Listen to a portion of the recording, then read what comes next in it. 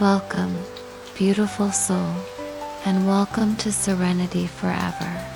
This is your quiet space, a sacred haven for peaceful sleep, gentle reflections, and calming Bible stories.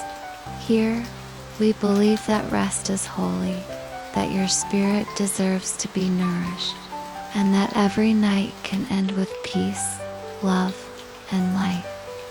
Before we begin tonight's story, let's take a moment to slow down, to come home to yourself, and prepare your heart for rest. Find a calm, cozy space. Let your body soften into comfort. Close your eyes if you haven't already. Take a deep, gentle breath in, and slowly let it out. Again, breathe in peace. And breathe out any tension. Let go of the noise of the day. Let it float away like clouds across the sky. Now whisper softly in your mind, I am safe. I am open to healing rest. I am wrapped in divine peace. Tonight I reconnect with God's love. Here at Serenity Forever, we share stories that speak not only to the mind, but to the heart. Bible stories told slowly, with warmth, with intention, and with grace, to remind you that you are never alone, that you are cherished by the one who created you, and that even in the darkest storm, there is light. So now, allow this gentle story to guide you. Let it soothe you like a lullaby from long ago. Let it remind you of hope, of purpose, of peace. To hear more of our Bible meditative stories, I invite you to hit like, share, and subscribe to get more of these meditative bedtime stories. Follow our channel. Now, we're ready to our story. Let's begin. In the days when the world was still new, people began to multiply and fill the earth. But with every passing generation, the hearts of mankind grew more corrupt, and their actions became increasingly evil.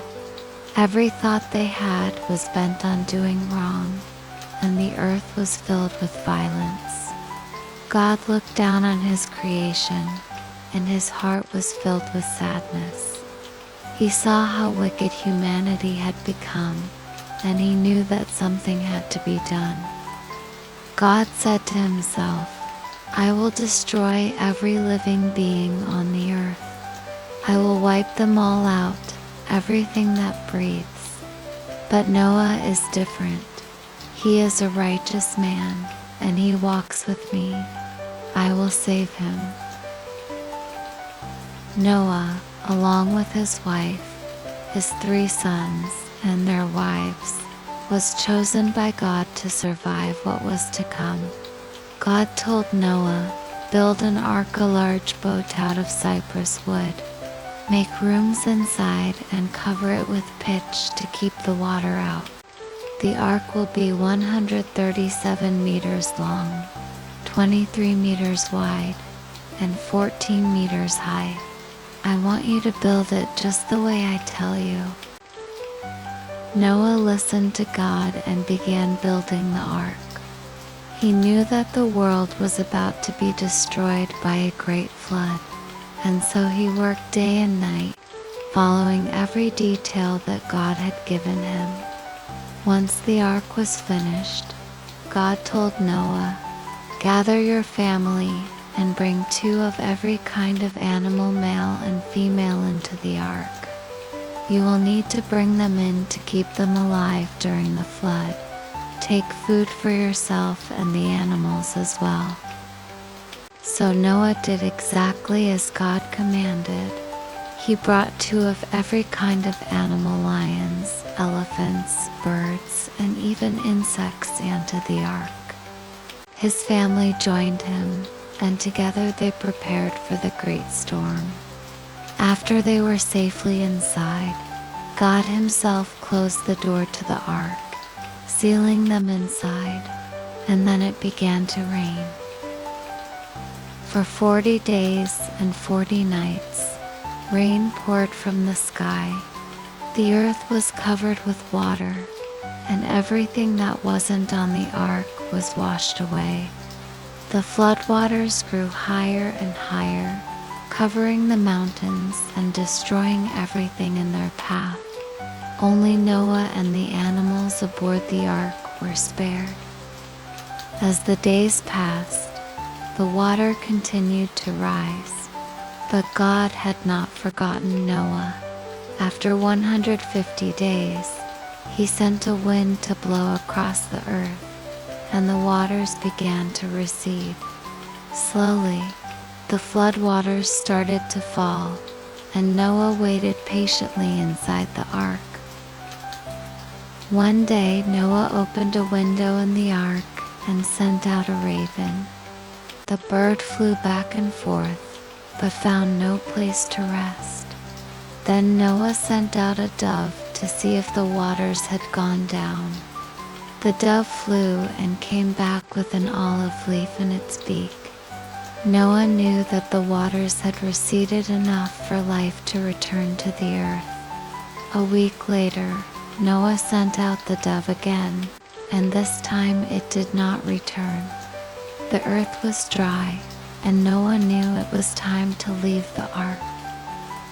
God told Noah, "Come out of the ark, you and your family. Bring with you every living thing, every animal, every bird, and every creeping thing. Let them multiply on the earth again." Noah and his family stepped out of the ark, and the world that had once been covered by water was now dry. The first thing Noah did was build an altar to God. He offered sacrifices to thank God for saving them and for His faithfulness.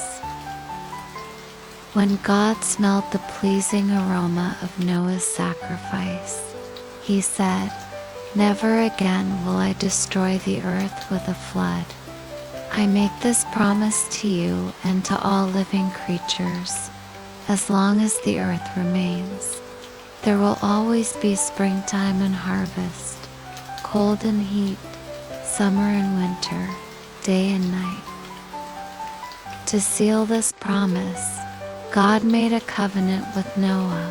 He said, "I have set my rainbow in the sky as a sign of my promise. Whenever the rainbow appears, remember that I will never again flood the earth to destroy it." Noah, his sons, and all the animals that had survived the flood began to repopulate the earth. But one day, after many years, Noah made a vineyard and drank some of the wine he had made. He became drunk and lay uncovered in his tent.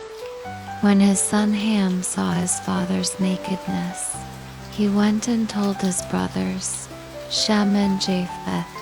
But Shem and Japheth took a blanket, walked backward into the tent, and covered their father without looking at him.